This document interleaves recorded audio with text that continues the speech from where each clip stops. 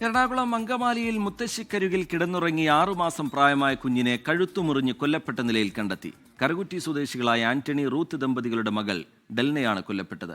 കുട്ടിയുടെ മുത്തശ്ശി പോലീസിന്റെ നിരീക്ഷണത്തിലാണ്. ഇന്ന് രാവിലെ 9:30 അങ്കമാലിയെ നടുക്കിയ സംഭവം. ആന്റണിയും റൂത്തും കറുകുറ്റി ചീനിയിലുള്ള റൂത്തിന്റെ വീട്ടിലാണ് താമസിക്കുന്നത്. ഇവരെ കൂടാതെ റൂത്തിന്റെ രക്ഷിതാക്കളും വീട്ടിലുണ്ടായിരുന്നു.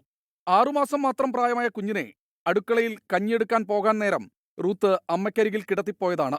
അല്പസമയത്തിനുള്ളിൽ തിരിച്ചുവന്ന് നോക്കിയപ്പോൾ ചോരയിൽ കുളിച്ചു കിടക്കുന്ന കുട്ടിയെയാണ് കണ്ടത്. ശബ്ദം കേട്ട് അയൽക്കാർ ഓടിയെത്തി. അങ്കമാലി അപ്പോളോ ആശുപത്രിയിൽ എത്തിച്ചെങ്കിലും കുഞ്ഞു മരിച്ചു. കഴുത്തിൽ മുറിവുണ്ട്.